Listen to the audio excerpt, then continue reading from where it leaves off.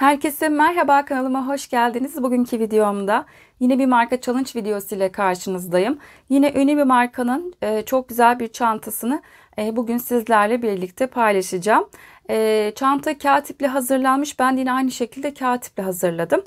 Ama isterseniz farklı iplerle de örebilirsiniz. Polyester makrome ipi olur, pamuk makrome ipi, rafya iplerle hazırlayabilirsiniz. Çok şık, güzel bir model. Yapmanızı tavsiye ediyorum. Çantayı sizlere yakından göstermek istiyorum. Çantanın tabanı oval taban üzerine model uygulanmış. Çok şık, güzel bir model. Bak, yine örgü kulplar yapılmış. Çantanın içi de bakın şu şekilde. İçini astar yapıp orta kapanma yerine çıt çıt da dikebilirsiniz. Çok güzel bir model. Videomuza geçmeden önce sizlere küçük bir hatırlatma yapmak istiyorum. Kanalıma abone olmak ücretsizdir. Ücretsiz olarak kanalıma abone olabilirsiniz. Instagram adresinden beni takip etmek isterseniz videoların açıklama kısmına linkini ekliyorum. Oradan tıklayarak ulaşabilirsiniz. Yaptığınız çantalar Instagram adresinden beni etiketleyerek gönderirseniz çok mutlu olurum. Videolarımı beğenmeyi ve yorumlarınızı bırakmayı unutmayın lütfen. Şimdi çantanın yapımına geçelim. Çantamızı örmek için gerekli malzemelerimiz: hasır rengi kağıt ip kullanacağım ve tığ numarası da 3,5 milimlik bir tığ kullanacağız. Şimdi çantamızın yapımına geçelim. Çantamızı örmek için ilk önce oval taban yapımıyla başlayacağız. Ben burada kağıt iple oval tabanımı hazırladım.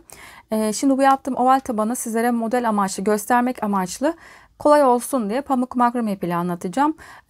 Bir bütün şekilde tabanı kağıt iple öreceğiz ve duvar kısmında yine aynı şekilde kağıt iple örmeye devam edeceğiz. Dediğim gibi sizlere model amaçlı şimdi pamuk makrome ipiyle anlatacağım. Öncelikle bu yaptığım tabanın da ölçüsünü vermek istiyorum. Sizler bu tabandan daha büyük veya daha küçük yapabilirsiniz. Eni 30 santim ve tabanında derinlik 10 santim de derinliği var. Şimdi taban yapımına geçelim. Bir de tabanla ilgili şunu belirtmek istiyorum. Tabanın orta zinciri 40 zincirle başladım. Ve sıra sayısını da vermek istiyorum sizlere. 1, 2, 3, 4, 5, 6, 7 ve 8. 40 zincirle başlayıp 8 sıra ördüm. Ben bu kadar sizlere göstermek için 40 zincirle başlamayacağım. Daha küçük bir taban anlatacağım sizlere. O yüzden 20 zincirle başlayacağım. Bu büyüklükte bir taban yapmak istiyorsanız 40 zincirle, orta zincir 40 zincir çekmeniz gerekiyor. Dediğim gibi istediğiniz küçültüp veya büyütebilirsiniz. Şimdi ben burada ipimi aldım.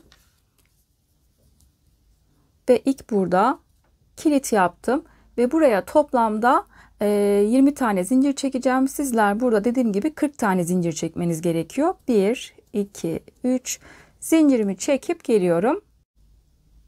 Zincirimi çektim. Şimdi zincirin bakın düz kısmı burası. Arka tarafını çeviriyorum. Bakın şuradaki çıkıntı duran bizim iplerimiz var. Bunlara batacağız. Zincirimiz bu şekilde arka tarafını çevirdiğim zaman bakın son çektiğim zincir burası. Siz 40 zincir çektiğiniz zaman hemen yanındaki 39. zincire batmanız gerekiyor. Hemen son zincirin bir önceki zincire bakın arkasına bu şekilde batıp buraya 3 tane sık iğne yapacağım. Tığımda 2 ilmeğim var. İkisini bir ördüm.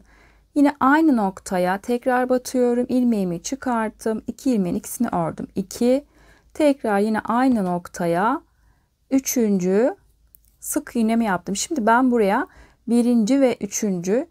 sık iğnelerin içine işaretleyici takacağım. İlk başlangıcım belli olması için ilk başlangıç noktasına farklı renkte bir işaretleyici takacağım. Diğerlerini aynı renkte takacağım. Şimdi 3. sık iğnenin içine de tekrar işaretleyicimi taktım. Şimdi aynı noktaya 3 tane sık iğne yaptım. Hemen yanındaki bakın yine zincirin arka kısmındaki çıkıntı duran iplere batacağız. Şimdi hemen yanındaki bir sonraki zincire batıp tekrar sık iğne.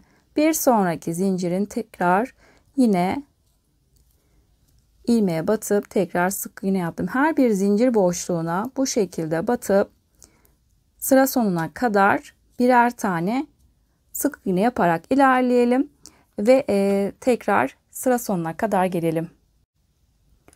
Sıramın sonuna geldim. Şimdi son zincirin içine de başta yaptığımız gibi 3 tane sık iğne yapacağım. Son zincirin içine 1, 2 ve tekrar yine aynı noktaya 3. sık iğnemi yaptım. Şimdi bu yaptığım 1. ve 3. sık iğnelerin içine işaretleyici takacağım. 1. yaptım. Sık iğneye işaretleyici taktım ve bir sonraki tekrar 3. sık iğneye de tekrar işaretleyicimi taktım. Şimdi devam ediyorum. Şimdi dönüş sağlayacağız ve örerken de kısa ipimizi içeride bırakacağız. Bakın bir önceki şurada yaptığımız sık iğnelerin şimdi dip noktasındaki boşluklara batacağım. Dip noktasındaki boşluklara batacağız. Son zincire 3 tane sık iğne yaptım. Hemen yanındaki bakın bizim burada yaptığımız sık iğnenin dip noktasındaki boşluğa batıp ve örerken de kısa ipimi içeride bu şekilde bırakacağım. Bir sonraki sık iğnenin dip noktasındaki boşluğa tekrar bat. Bir sonraki bakın sık iğnenin yine aynı şekilde dip noktasındaki boşluğa batıp tekrar sık iğne yaptık. Artık burada sık iğnelerin dip noktasındaki boşluklara birer tane batarak tekrar bizim başlangıç noktamız bakın yeşil işaretleyici noktasına kadar gelelim. Sıramın sonuna geldim. Şimdi başlangıç noktasındayız. Buraya kadar birer tane sık iğne yaptım. Şimdi işaretleyicinin olduğu yere çifter batacağız. Bizim burada ilk başta yaptığımız zincirin içine 3 tane sık iğne yapmıştık. Her birine çift batınca toplamda 6 tane sık iğnemiz olacak. Şimdi ilk birinci sık iğnenin içine buraya çift batacağım. 1 aynı noktaya ve 2. Şimdi birinci sık iğnenin içine tekrar işaretleyicimi taktım. Hemen yanındaki ikinci sık iğneye tekrar çift batacağım. 1 ve 2. Şimdi üçüncü sık iğnenin içine tekrar üçüncü son çiftimi oluşturacağım. 1 ve 2. Şimdi tekrar ikinci sık iğnenin içine yani son yaptığım sık iğnenin içine tekrar işaretleyicimi taktım. Ve toplamda burada 6 tane sık iğnemiz olmuş oldu. Şimdi tekrar devam ediyorum. Hemen yanındaki sık iğneden itibaren birer tane batıp sık iğnelerimizi oluşturacağız. Devam edelim. Birer tane sık iğnelerimizi yapalım ve tekrar işaretleyici noktasına kadar gelelim. İşaretleyici noktama geldim. Yine aynı burada yaptığımızın aynısını burada da yapacağız. Bizim burada 3 tane sık iğnemiz var. Yine her birine çift batacağım. İlk çiftimi işaretleyicinin olduğu noktaya yapacağım. 1 aynı noktaya ve 2.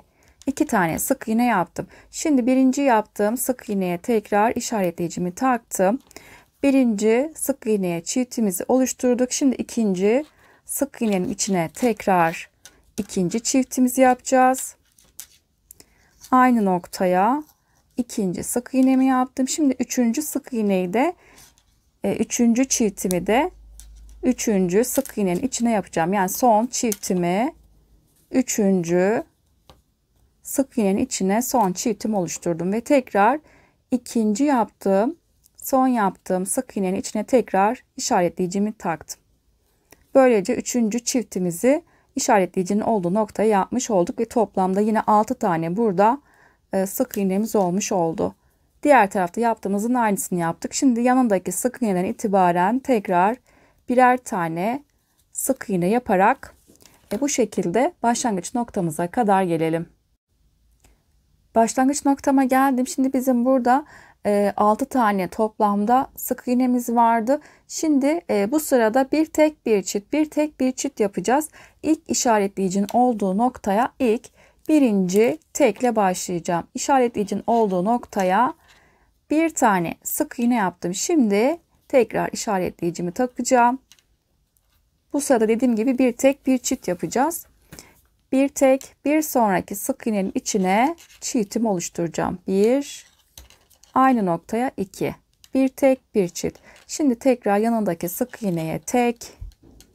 Bir sonraki sık iğneye çift batacağız. 1 aynı noktaya 2. Tekrar yanındaki sık iğneye tek ve işaretleyicinin olduğu noktaya da çiftimi oluşturacağım. Bir, aynı noktaya ikinci sık iğnemi yaptım. Şimdi ikinci yaptığım sık iğneye tekrar işaretleyicimi taktım. Şimdi ilk işaretleyici noktasına, başlangıç noktamıza tekle başladık. Bir tek, bir çift, bir tek, bir çift, bir tek ve son işaretleyici noktasına da çiftle bitirdik. Şimdi devam ediyorum. Yanındaki sık iğnenin itibaren tekrar birer tane tekrar sık iğne yapacağız. Ve bu şekilde birer tane sık iğnemizi yapalım. İşaretleyici noktasına kadar gelelim. İşaretleyici noktama geldim. Yine aynı bu tarafta yaptığımızın aynısını bu tarafta da yapacağız. Şimdi işaretleyicinin olduğu noktaya birinci tekle başlayacağım. Bir tek, tekrar işaretleyicimi takacağım. Bir tek ve bir sonraki yanındaki sık iğneye çift batacağız. Bir ve iki. Bir tek, bir çift. Şimdi hemen yanındaki sık iğneye tek. Bir sonraki sık iğneye çift batacağım. Bir ve iki. Bir sonraki sık iğneye tek ve işaretleyicinin olduğu noktaya da çiftimi oluşturacağım. Bir ve tekrar yine aynı noktaya ve iki. Tekrar ikinci yaptığım sık iğneye tekrar işaretleyici taktım. Yani bir tek, bir çift, bir tek, bir çift, bir tek ve son işaretleyici noktasına da çiftle bitirdim. Şimdi devam ediyorum. Hemen yanındaki sık iğneden itibaren tekrar birer tane sık iğne yaparak ilerleyeceğiz. Ve bu şekilde tekrar başlangıç noktamıza kadar gelelim. Başlangıç noktama geldim. Şimdi biz burada bir önceki sırada bir tek bir çift sırasını yaptık. Bu sırada iki tek bir çift sırasını yapacağız. İki çift sayı olduğu için iki tek bir çift yerine bir çift iki tek, bir çift iki tek şekilde yapacağız. Aynı zamanda 4 tek bir çift sırasında, 6 tek bir çift sırasında, 8 tek bir çift sırasında, yani çiftli sıralarda önce çiftle başlayıp örneğin 4 tek bir çiftte önce çiftle başlayıp ondan sonra bir çift 4 tek. 6 tek bir çiftte önce bir çift 6 tek, bu şekilde ilerleyecek. Şimdi iki tek bir çift sırasında iki çift sayı olduğu için bir çift iki tek, bu şekilde olacak. Şimdi devam edelim. İşaretleyicinin olduğu yere biz iki tek bir çift sırasında iki çift sayı olduğu için önce çiftle başlayacağım. Bir çift iki tek şekilde yapacağız. Bir ve iki. Aynı noktaya iki tane sık iğne yaptım ve ilk yaptığım birinci sık iğneye işaretleyicimi taktım.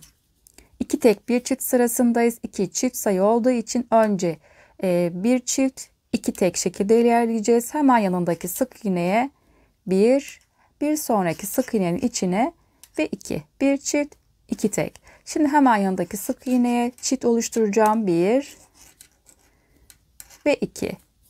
Hemen yanındaki sık iğneye bir ve bir sonraki sık iğnenin içine ikinci tekimi yaptım. Bir çift iki tek ve şimdi hemen bir sonraki sık iğnenin içine çift yapacağım. Bir ve aynı noktaya iki. Ve hemen yanındaki sık iğneye birinci tekimi oluşturdum ve işaretleyicinin olduğu yere ikinci tekle bitirdim. Bakın çiftle başladım ve tekle bitirdim. Şimdi işaretleyici noktasına tekrar bakın son yaptığım sık iğneye işaretleyici taktım. Bakın şöyle iki tek bir çift sırasında iki çift sayı olduğu için önce çiftle başlıyorum. Bir çift iki tek, bir çift iki tek, bir çift ve iki tekle bitirdim. Şimdi devam ediyorum. Hemen yanındaki sık iğneden itibaren birer tane tekrar sık iğne oluşturacağız ve bu şekilde işaretleyici noktasına kadar gelelim. İşaretleyici noktama geldim. Şimdi tekrar burada bir çiftle başlayacağız. Yine aynı bu tarafta yaptığımızın aynısını bu tarafta da yapacağız. Önce çiftle başlıyorum. Bir ve tekrar yine aynı noktaya iki. İlk yaptığım sık iğnenin içine tekrar işaretleyicimi taktım. Bir çiftle başladım. Hemen yanındaki sık iğneye bir ve bir sonraki sık iğneye ikinci tekimi yaptım. Bir çift iki tek. Şimdi bir sonraki sık iğnenin içine çiftimi oluşturacağım. Bir ve 2. Bir sonraki sık iğneye birinci tekimi yaptım ve bir sonraki sık iğnenin içine ikinci tekimi oluşturdum.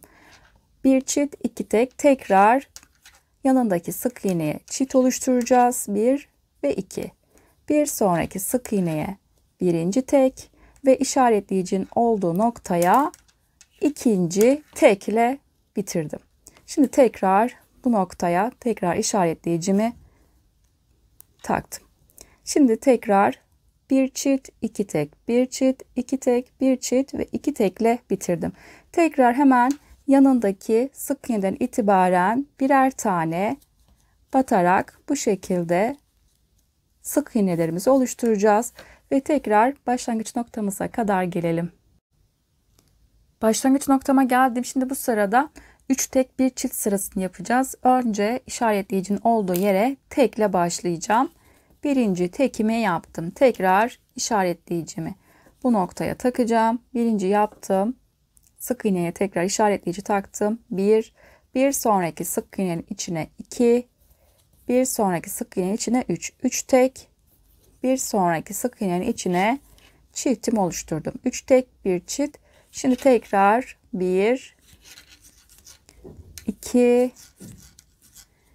3, 3 tek ve bir sonraki sık iğnenin içine ve çift. Tekrar devam ediyorum. 1, 2, 3 ve işaretleyicinin olduğu yere son çiftimi de oluşturuyorum. 1 ve 2. Şimdi bu ikinci yaptığım sık iğnenin içine de tekrar işaretleyicimi taktım. 3 tek bir çift, 3 tek bir çift, 3 tek ve son işaretleyicinin olduğu yere çiftle bitirdim. Şimdi tekrar devam ediyorum. Hemen yanındaki sık iğneden itibaren birer tane tekrar sık iğne yaparak diğer işaretleyici noktasına kadar gelelim. İşaretleyici noktama geldim. Yine aynı bu tarafta yaptığımızın aynısını bu tarafta da yapacağız. İlk işaretleyicinin olduğu noktaya birinci tekle başlayacağım. 1 ve tekrar bu yaptığım sık iğnenin içine tekrar işaretleyicimi taktım. 1. Bir sonraki sık iğnenin içine 2, 3, 3 tek ve bir çift. Tekrar devam ediyorum. Bir sonraki sık iğneye 1, 2, 3 tek ve bir sonraki sık iğnenin içine çiftimi oluşturacağım ve çift. Tekrar devam ediyorum. Bir sonraki sık iğnenin içine 1, 2, 3 ve işaretleyicinin olduğu yere çiftle bitiriyorum. 3 tek ve işaretleyicinin olduğu yere çiftle bitirdim ve tekrar ikinci yaptığım sık iğnenin içine bu noktaya işaretleyicimi taktım. İlk yaptığım işaretleyicinin itibaren 1, 2, 3 tek, bir çift, 3 tek, bir çift, 3 tek ve son işaretleyicinin olduğu yere de çiftle bitirdim. Ve tekrar devam ediyorum. Hemen yanındaki sık iğneden itibaren tekrar birer tane sık iğne yaparak ilerleyelim ve başlangıç noktamıza kadar gelelim. Başlangıç noktama geldim. Bu sırada 4 tek bir çift sırasını yapacağız. Aynı 2 tek bir çift sırasında yaptığımızın aynısını 4 tek bir çift sırasında da yapacağız. Aynı şekilde 6 tek bir çift sırasında aynı işlemi uygulayacağız. 8 tek bir çiftte de aynısını yapacağız. Yani çiftli sıralarda hep aynısını yapacağız. 4 tek bir çiftte 4 çift sayı olduğu için çiftli sıralarda önce çiftle başlayacağız. Bir çift, 4 tek, bir çift, 4 tek şekilde ilerleyeceğiz. Şimdi işaretleyicinin olduğu yere çiftle başlayacağım. 1 ve 2. Bu yaptığım birinci sık iğnenin içine işaretleyicimi taktım. Bir çift ve devam ediyorum. 1, 2, 3 ve 4. Bir çift, 4 tek. Tekrar hemen yanındaki sık iğneye tekrar çift oluşturacağım. 1 ve tekrar aynı noktaya 2. Bir çift, tekrar 4 tane tek yapacağız. 1, 2, 3 ve 4. Bir çift, 4 tek. Tekrar bir sonraki sık iğneye yine çift oluşturacağım. Bir çift ve devam ediyorum. Bir sonraki sık iğneye 1, 2, 3 ve işaretleyicinin olduğu yere dördüncü tekimi yapacağım. Ve dördüncü tekte yaptım. Ve şimdi tekrar bu yaptığım dördüncü sık iğneye tekrar işaretleyicimi taktım. Şimdi şu şekilde ilk işaretleyicinin olduğu yere çiftle başladık. Bir çift, 4 tek, bir çift, 4 tek, bir çift ve 4 tekle bitirdim. Şimdi tekrar devam ediyorum. Hemen yanındaki sık iğneden itibaren tekrar birer tane tekrar bu noktada sık iğne yaparak bu şekilde tekrar işaretleyici noktasına kadar gelelim. İşaretleyici noktama geldim. Şimdi burada yine bu tarafta yaptığımızın aynısını diğer tarafta da yapacağız. Şimdi burada işaretleyicinin olduğu yere çiftle başlayacağım. 1 ve 2. Aynı noktaya 2 tane sık iğne yaptım. Şimdi yaptığım birinci sık iğne içine işaretleyicimi taktım. Bir çift, 4 tek yapacağız. 1, 2, 3 ve 4. Bir çift, 4 tek, tekrar bir çift yapacağım. 1 ve tekrar yine aynı noktaya 2. Bir çift. Şimdi 4 tane tek yapacağız. 1, 2, 3 ve 4. Şimdi tekrar çift yapacağım. 1 ve tekrar yine aynı noktaya ve 2. Tekrar yine buradan devam ediyorum. Hemen yanındaki sık iğneye 1, 2, 3 ve işaretleyicinin olduğu noktaya dördüncü tekimi yapacağım. Ve 4. Şimdi bu yaptığım dördüncü sık iğnenin içine de tekrar işaretleyicimi taktım. Şimdi tekrar bir çift, 4 tek, bir çift, 4 tek, bir çift ve 4 tane tekle bitirdim. Ve tekrar yanındaki sık iğneden itibaren birer defa batıp yine aynı şekilde sık iğnelerimizi yapacağız. Ve bu şekilde tekrar başlangıç noktamıza kadar gelelim. Sıra sonuna geldim. Şimdi 5 tek bir çift sırasını yapacağız. 5 tek sayı olduğu için hiçbir işlem yapmayacağız. Direkt 5 tek bir çiftle devam edeceğim. İşaretleyicinin olduğu yere önce birinci tekle başladım. Şimdi tekrar işaretleyicimi takacağım. 1, 2, 3, 4, 5, 5 tek ve bir sonraki sık iğneye çift yaptım ve tekrar devam ediyorum. 1, 2, 3, 4, 5, 5 tek ve bir sonraki sık iğneye çift yapacağız. Ve tekrar devam ediyorum. 1, 2, 3, 4, 5, 5 tek ve işaretleyicinin olduğu yere çiftle bitireceğim. 1 ve tekrar yine aynı noktaya ikinci sık iğnemi yaptım. Ve tekrar bu yaptığım ikinci sık iğneye tekrar işaretleyicimi taktım. Şimdi işaretleyicinin olduğu yere ilk birinci tekle başladık. 1, 2, 3, 4, 5 tek, bir çift. 5 tek, bir çift. 5 tek ve çiftle bitirdim. Tekrar yine yanındaki sık iğneden itibaren birer defa tekrar sık iğne yaparak bu şekilde işaretleyiciye kadar gelelim. İşaretleyiciye geldim. Tekrar birinci tekle işaretleyicinin olduğu yere başlayacağım. 1 ve tekrar işaretleyicimi takacağım. Birinci tekimle başladım. 1, 2, 3, 4, 5 tek ve bir sonraki sık iğneye çift. Tekrar 1, 2, 3, 4, 5 tek ve bir sonraki sık iğneye çift.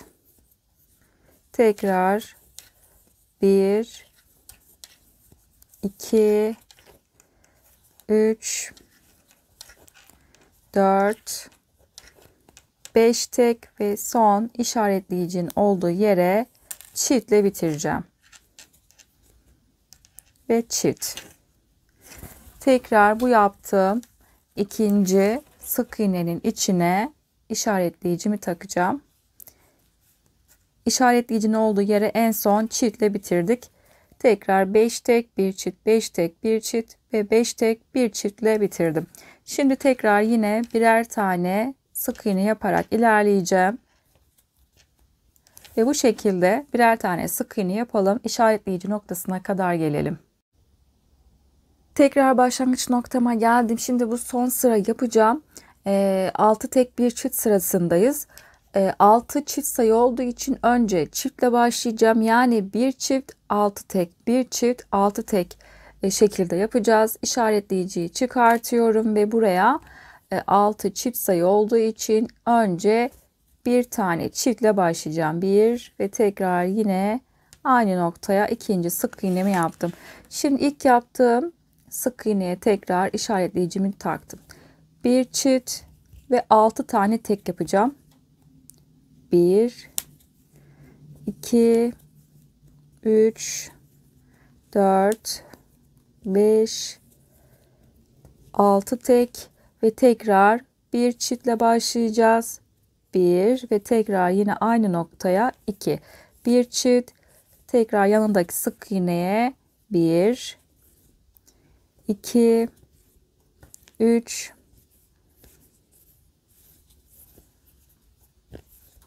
4 5 ve 6.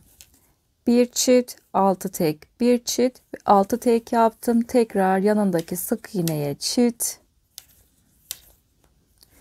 ve yanındaki sık iğneden itibaren 1 2 3 4 5 ve işaretleyicinin olduğu yere 6. tekle burayı bitirdim.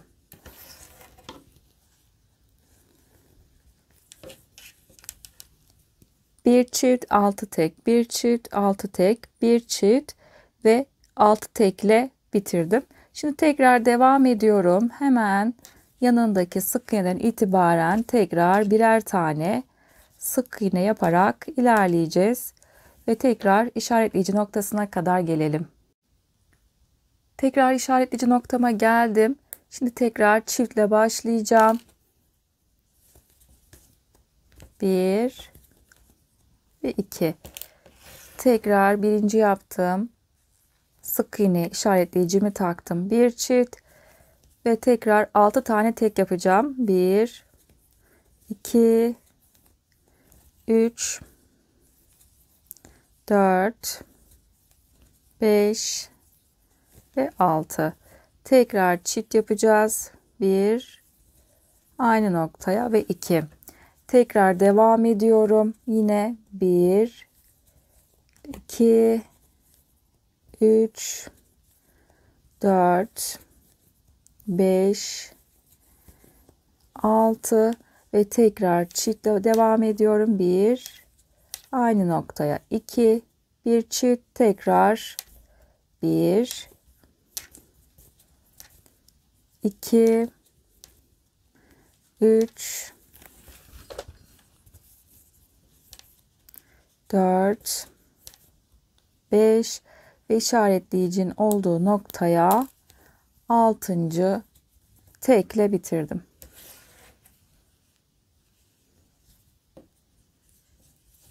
Şimdi sayıyorum tekrar. Bir çift 6 tek, bir çift 6 tek, bir çift ve 6 tekle bitirdim. Tekrar yanındaki sık iğneden itibaren yine birer tane sık iğne yaparak ilerleyelim ve tekrar sıra sonuna kadar gelelim.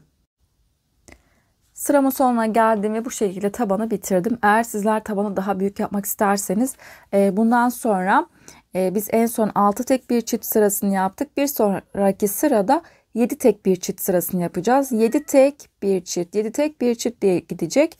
Ondan sonra tekrar yine bu tarafa da aynı şekilde 7 tek bir çift yapılacak.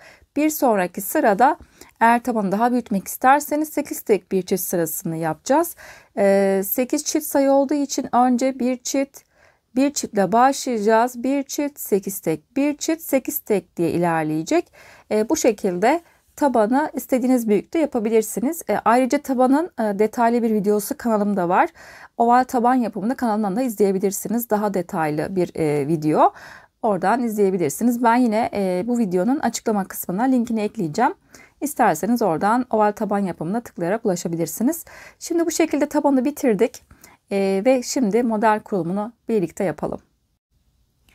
Tabanı bitirdikten sonra benim tabanın en son sırasında sık iğne sayım 122 tane. Yapacağımız model de 5 ve katlar üzerinde olduğu için toplamda 3 tane ilmeğim eksik. Onu da modeli yaparken tamamlayacağım. Onu da sizlere nasıl yapıldığını paylaşacağım. İlk önce burada tabanı bitirdik. Tabanı yaparken başlangıç noktamız bizim yeşil işaretleyici noktasıydı. Şimdi burada işaretleyiciyi çıkartıp ve hemen yanındaki yani işaretleyici noktasına batıp ilmeğimi çıkarttım ve diğer ilmeğin içinden çıkartıp ilmek kaydırma yaparak sıramı tamamladım ve tabanı bitirdik. Şimdi artık model kurulumuna başlayacağız. Şimdi burada model yapmak için 3 tane zincir çekeceğiz. 1, 2 ve 3. Tığın üzerine ipimi doladım. Zincirin dip noktasındaki boşluğa batıp buraya bir tane ikili trabzan yapacağım. Tığımda 3 tane ilmeğim var. Önce ikisini bir çıkarttım. Tığımda 2 ilmeğim kaldı. İkisini bir çıkarttım. Bu şekilde bir tane ikili trabzan yaptım. Tekrar devam ediyorum. Yine aynı noktaya bir kere daha ikili trabzan yapacağım. Önce ikisini bir çıkarttım.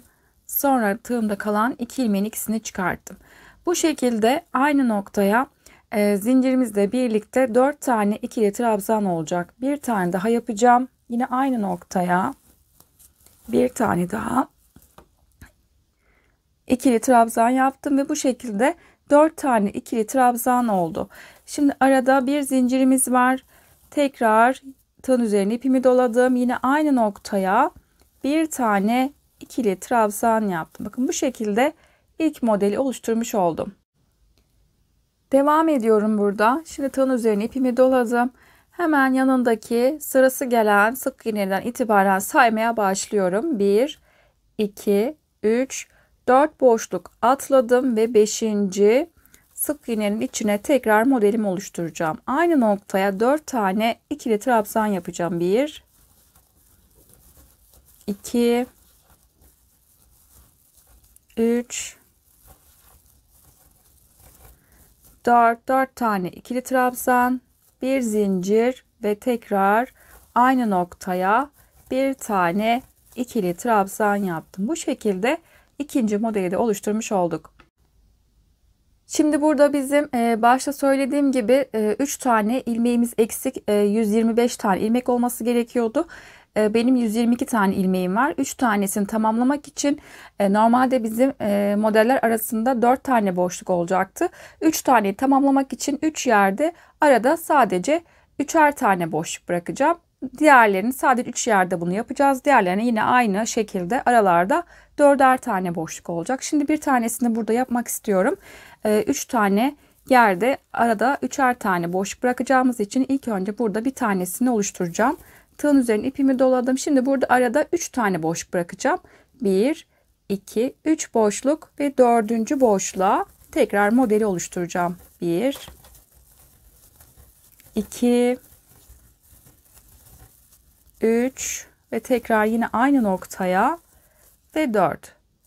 Bir zincir ve tekrar yine aynı boşluğa bir tane ikili trabzan yaptım. Bakın bu şekilde 3. modeli de oluşturmuş oldum.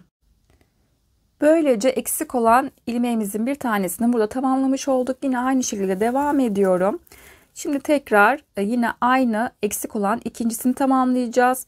1, 2, 3 tane boşluk ve 4. sık iğnenin içine tekrar modelimi oluşturacağım. 1, 2, 3 ve tekrar yine aynı noktaya 4 tane ikili trabzan yaptım. Bir zincir ve tekrar yine aynı boşluğa bir tane trabzan yaptım ve bu şekilde dördüncü modeli de oluşturdum. İlk önce arada 4 tane boşluk bıraktık. Daha sonra 3 tane boşluk ve bir sonraki yine modelin arasında yine 3 tane boşluk bıraktım. Yani bu şekilde eksik olan 2 tane ilmeğimizi tamamladık. Şimdi tekrar devam ediyorum. Arada 4'er tane boşluk bırakacağım. 1, 2, 3, 4 boşluk ve 5. sık iğnenin içine modelimi oluşturacağım. 1, 2, 3, 4 trabzan, bir zincir ve tekrar yine aynı noktaya bir tane trabzan yaptım ve bu şekilde 5. modeli de oluşturdum.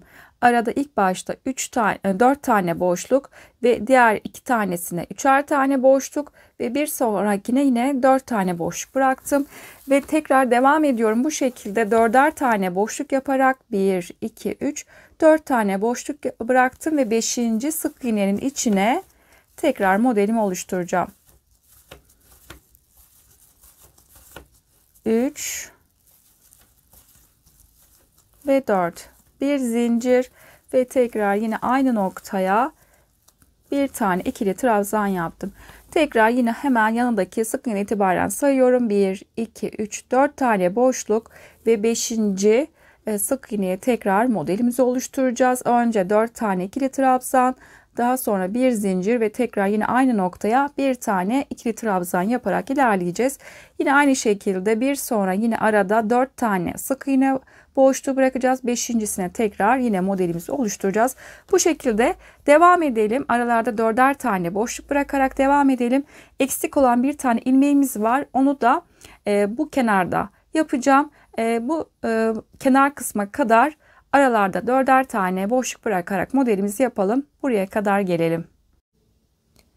Diğer kenar kısma geldim. Şimdi eksik olan bir tane ilmeği de burada tamamlayacağım. İkisini bu kenarda tamamlamıştık. Şimdi bir tanesini diğer kısa kenarda burada tamamlayacağız.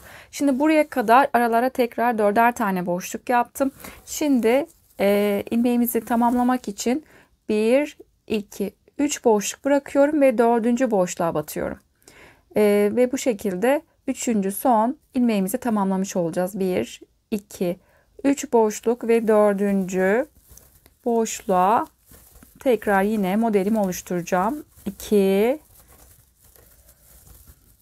3, 4 tane trabzan, bir zincir ve tekrar yine aynı noktaya bir tane daha ikili trabzan yaptım. Bakın bu şekilde 3. ilmeği de tamamladık. Şimdi bundan sonra artık aralara hep 4 tane boşluk bırakacağım. 1, 2, 3, 4 boşluk ve 5.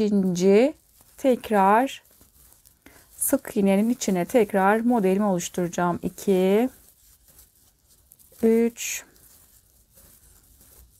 4 tane trabzan, bir zincir ve tekrar yine aynı noktaya bir tane trabzan. Tekrar 1, 2, 3, 4 tane boşluk ve 5. sık iğnenin içine tekrar modelimi oluşturacağım. Bu şekilde yine aralarda hep 4'er tane boşluk bırakarak önce 4 tane ikili trabzan, bir zincir ve tekrar bir tane trabzan yaparak aralara 4'er tane boşluk yaparak başlangıç noktamıza kadar gelelim. Ve şimdi burada toplamda modeli yaptım. Modeli sayıyorum. 1, 2, 3, 4, 5, 6, 7, 8, 9, 10, 11, 12, 13, 14, 15, 16, 17, 18, 19, 20, 20, 22, 23, 24 ve 25. 25 tane model oldu. Şimdi sıramızı tamamlayacağız ve birleştirmesini yapacağız. Ve şimdi burada birleştirmesini yapalım. Ve son yine arada benim 4 tane boşluğum kaldı. 1, 2, 3 ve 4. 4 tane sık iğne boşluğum kaldı. İlk sıranın başında başlarken 3 tane zincir çekmiştik.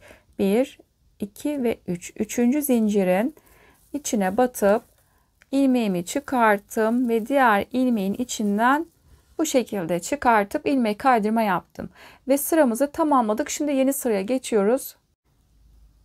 Biz çantamızın modelini düz kısımdan bir sıra ördük. Şimdi çantanın ters tarafından örmeye başlayacağız. Modelimiz bir sıra düzden öreceğiz, bir sıra ters taraftan öreceğiz. Şimdi bir sıra tabanı bitirdikten sonra bir sıra düz kısımdan, bakın tabanımızın düz tarafı burası.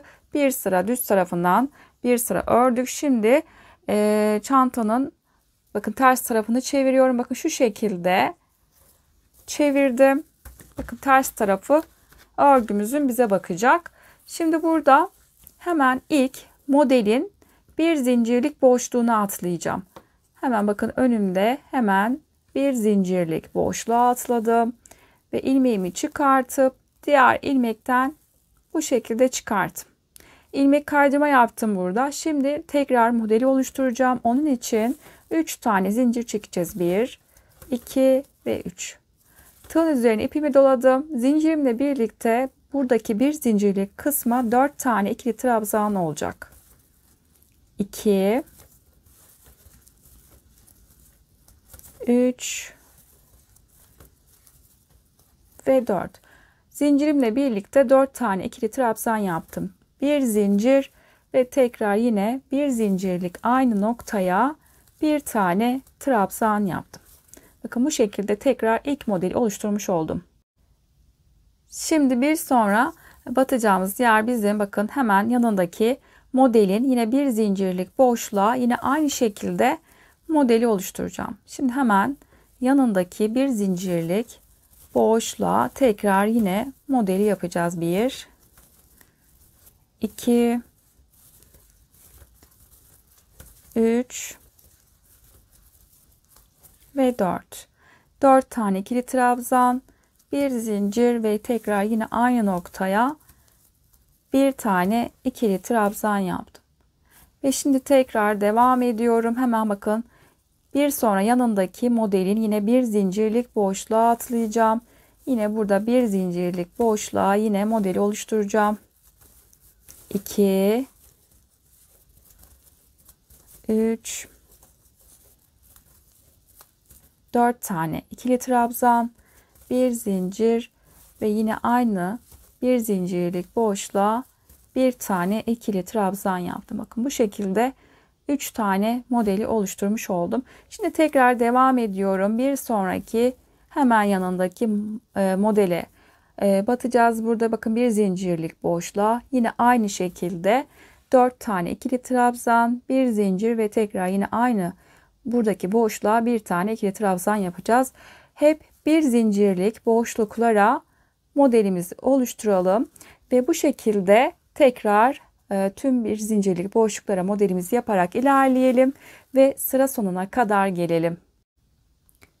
Sıramın sonuna geldim. Son modeli de bir zincirlik boşluğa modeli yaptım ve sıranın başındaki ilk başta biz 3 tane zincir çekmiştik. 1, 2 ve 3.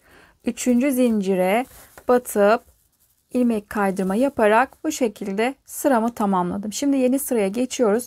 Şimdi biz ikinci sırada örgünün tersinden örmüştük. Şimdi tekrar düz tarafını doğru çeviriyorum. Bakın şu şekilde çevirdim. Kendime doğru çevirdikten sonra şimdi de 3. sırayı tekrar örgünün düz tarafından örmeye başlayacağız. Hemen önündeki bakın ilk bizim modelin bir zincirlik boşluğunu atlayacağım. Hemen yanındaki ilk bir zincirlik boşluğa batıp ilmek kaydırma yaparak bir zincirlik boşluğa geldim. Şimdi bu noktaya tekrar modelimi yapacağım. 3 tane burada zincir çekeceğiz. 1, 2 ve 3. Şimdi tığın üzerine ipimi doladım. Bir zincirlik boşluğa tekrar zincirimle birlikte 4 tane ikili trabzan yapacağım. 2, 3 ve 4. 4 tane ikili trabzan, bir zincir ve tekrar yine aynı noktaya bir tane ikili trabzan yaptım. Bakın bu şekilde 3. sıranın başında bir tane modelimizi oluşturmuş olduk. Ve şimdi tekrar tığın üzerine ipimi doladım. Bakın bir sonraki model yerine geliyorum. Yine bir zincirlik modelin yine bir zincirlik boşluğuna batıp yine aynı şekilde modeli oluşturacağım. 1, 2 3,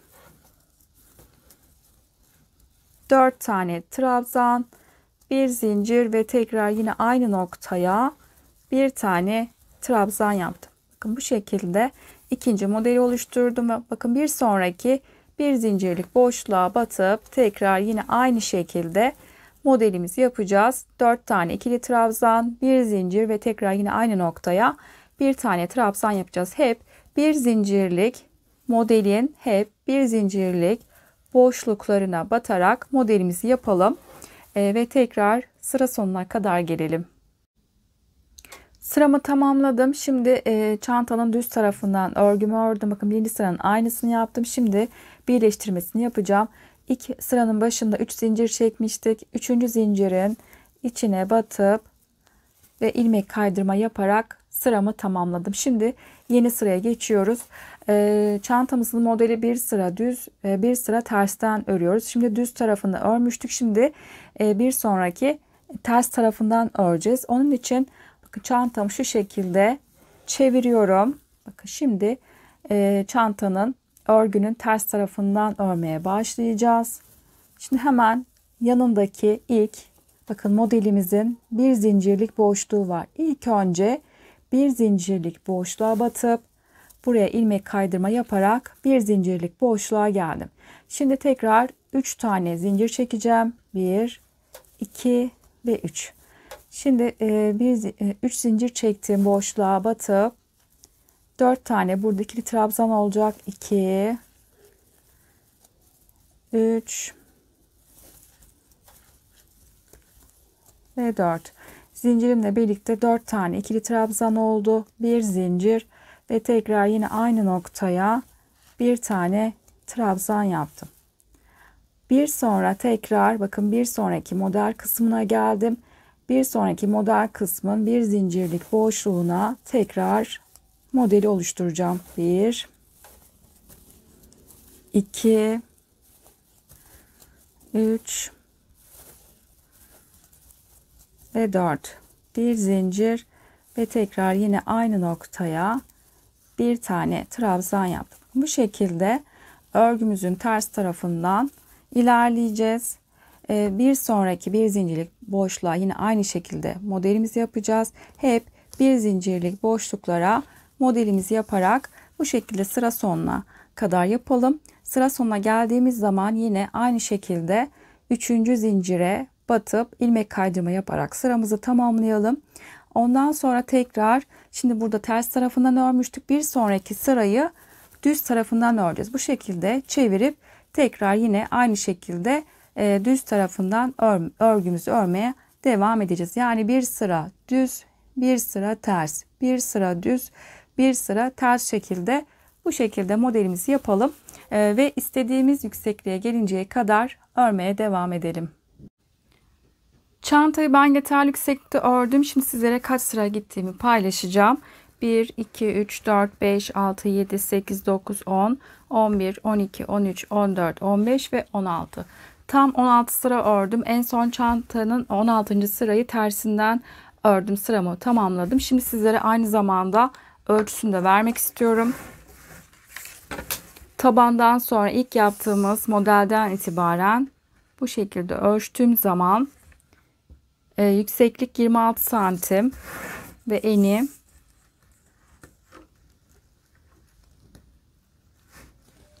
38 santimde eni var.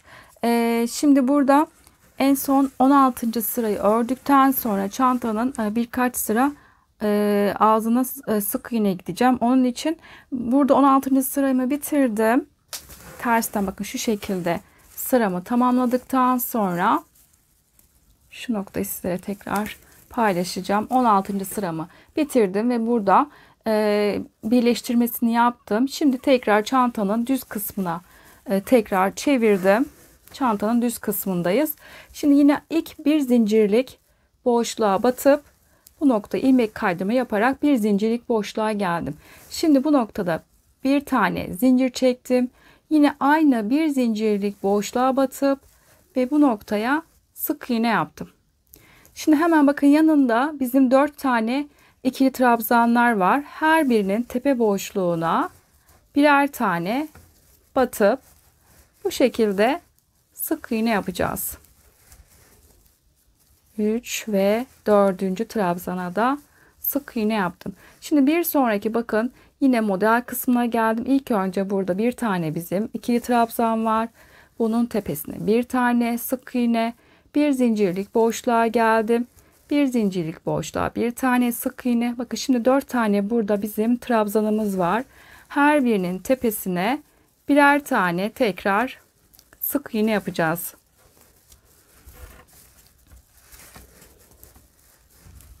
Bakın bu şekilde sık iğne yaptım. Ve tekrar burada devam ediyorum. Diğer modele geldim. Yine ilk önce burada bir tane trabzan var. Bunun tepesine bir tane sık iğne, bir zincirlik boşluğa geldim. Bir zincirlik boşluğa bir tane sık iğne. Hemen yanında 4 tane trabzan var. Bunların da tepelerine birer tane bu şekilde sık iğne yapacağız. 3 ve 4. trabzanın da tepesine sık iğne yaptım. Bakın bu şekilde sık iğnelerimizi yapalım. Çantanın ağız çevresine sık iğnelerimizi yaparak sıra sonuna kadar gelelim. Sıramın sonuna geldim. Şimdi burada çantanın ağız kısmını 3-4 sıra sık iğne yapacağım için burada birleştirme yapmadan direkt sık iğne yaparak örmeye başlayacağız. Yani spiral şekilde döne döne öreceğiz. O yüzden burada ilk yaptığım sık iğneye birleştirme yapmayacağım. İlmek kaydırma yapmadan direkt ilk yaptığım sıra başındaki sık iğnenin içine batıp normal bakın tekrar sık iğne yaptım. Şimdi buraya işaretleyici takacağım. Daha sonra 3-4 sıra sık iğne yaptığım zaman bu hizada bitişi bu noktada bitireceğim. Şimdi bu da işaretleyici taktım. Bir sonraki sık iğneye tekrar sık iğne yaptım. Bu şekilde her bir sık iğne boşluğuna birer defa batacağız. Tekrar sıra sonuna kadar sık iğne yapacağız. Tekrar işaretleyicinin olduğu yere ilmek kaydırma yapmadan direkt sık iğnemizi yapacağız. Bu şekilde 3-4 sıra sık iğne yapacağız. Ben size en son kaç sıra gittiğimi paylaşacağım.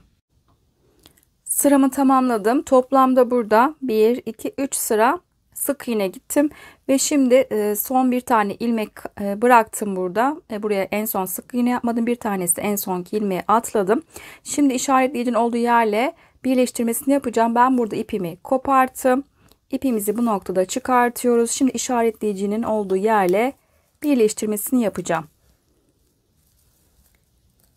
Kısa ipimi çantanın iç kısmına aldım ve son yaptığım sık iğnenin de arka tekine batıp tekrar bu kısa ipi çantanın iç kısmına aldım. Bakın bu şekilde birleştirmemizi yaptık. Şimdi bu kısa ipi aralardan biraz yürütüp gizleyeceğiz. Bu şekilde çantamızı tamamladık. Şimdi sırada çantamızın kulpunu yapacağız. Ben kulpun bir tanesini hazırladım. Diğer tekini de sizlerle birlikte yapacağız. Şimdi bunun yapılışını sizlerle paylaşacağım.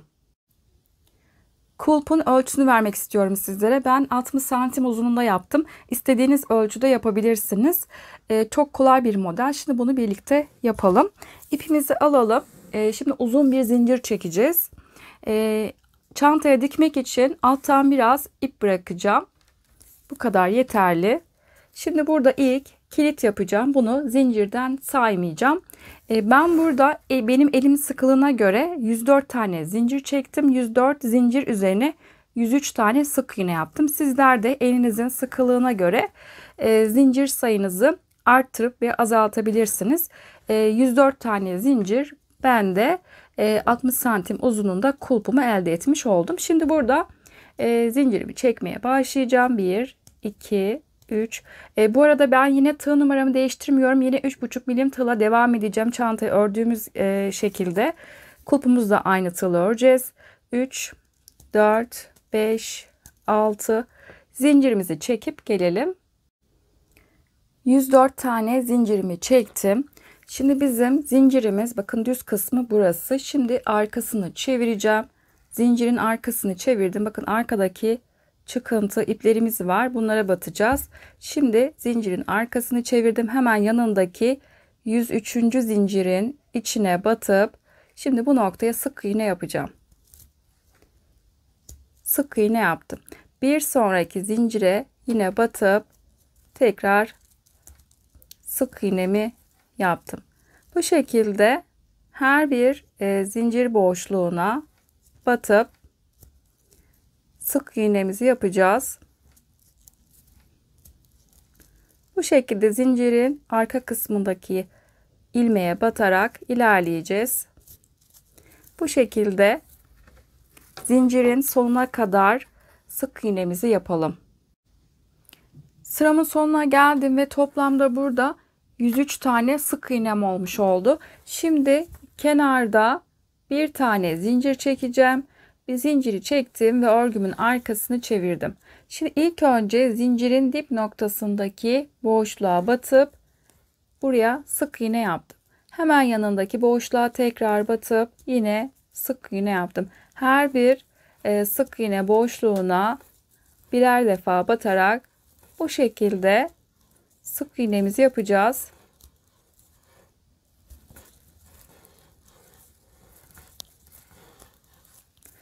Bu şekilde sık iğne yaparak sıra sonuna kadar gelelim. Sıra sonunda tekrar kenarda bir zincir çekeceğiz. Tekrar bir zincir çektikten sonra örgümüzün arkasını çevireceğiz. Ondan sonra tekrar zincirin dip noktasındaki boşluğa ilk sık iğnemizi yapacağız. Devam edeceğiz tekrar sık iğnemizi yapmaya. Toplamda bu şekilde 4 sıra sık iğne yapacağız. Kenarlarda bir zincir çekeceğiz ve toplamda 4 sıra sık iğnemizi yapalım. 4 sıra sık iğne yaptım. Şimdi yine aynı şekilde en son burada bitirdikten sonra sıramı tamamladım. Bir zincir çekiyorum ve yine çantaya dikmek için yeterli ip bırakıyorum.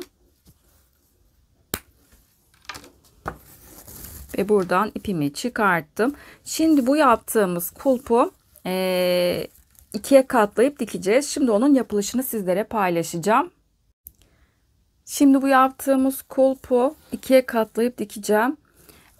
Dikmek için biraz uzun miktarda bir ip bıraktım. Geniş uçlu iğneye ipi taktım.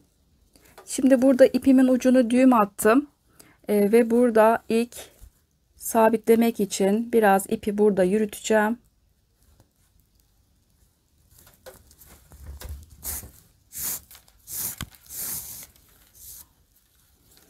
Şimdi burada ikiye katladım. Karşılıklı ilmeklere batacağım. Bakın ilk sık iğneye batıyorum ve onun karşısındaki sık iğneye bu şekilde iğnemi battım. Tekrar burada sağlam olması için bir kere daha aynı noktaya batacağım. Hemen bir sonraki hemen yanındaki bakın sık iğne ve onun karşısındaki sık iğneye bu şekilde karşılıklı batıp dikeceğiz.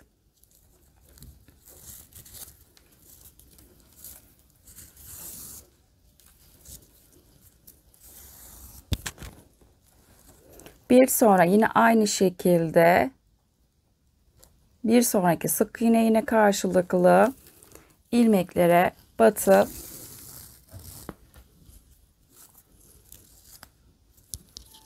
dikme işlemini yapacağız.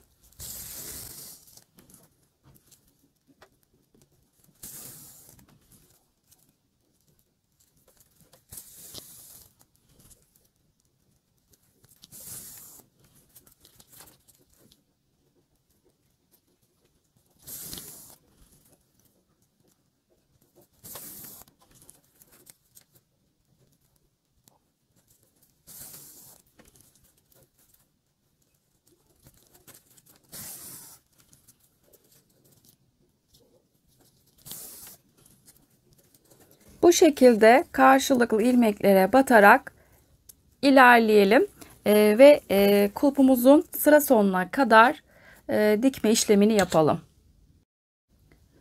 Kulpun sırasının sonuna geldim. Diğer uca geldik. Şimdi burada en son ilmeği 2 kere battım sağlam olması için. Şimdi burada ipimi sabitleyeceğim.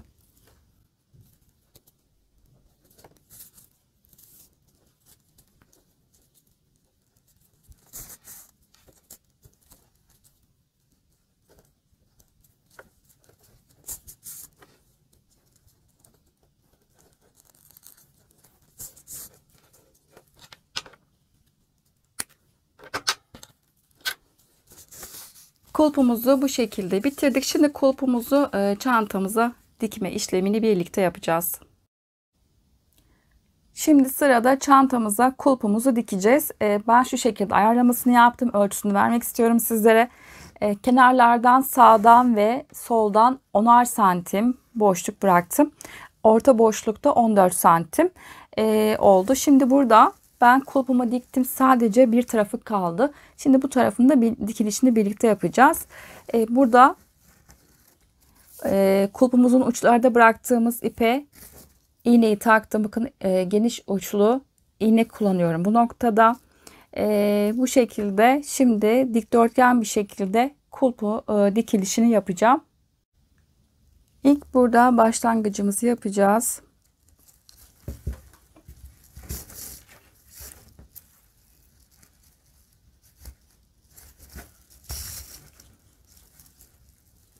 Dikdörtgen bir şekilde kulpumu dikeceğim.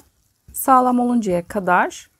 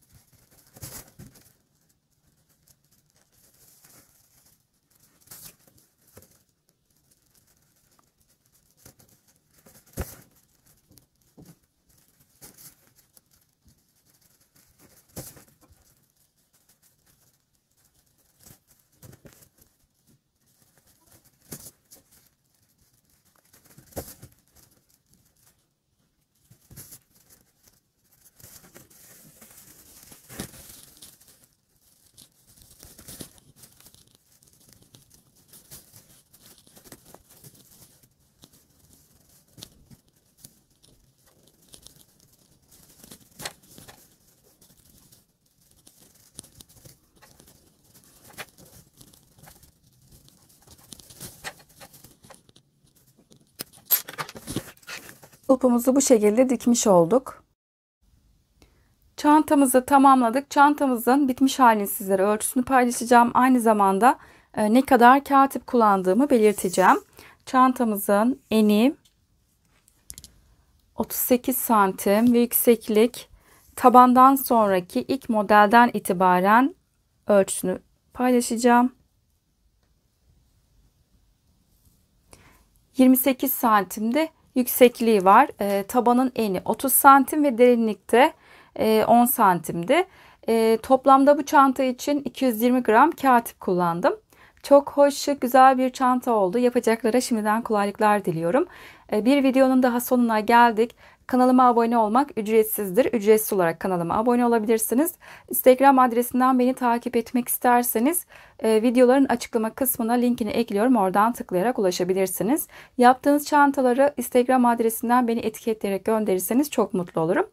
Videolarımı beğenmeyi ve yorumlarınızı bırakmayı unutmayın lütfen. Bir başka videoda görüşünceye dek hoşça kalın.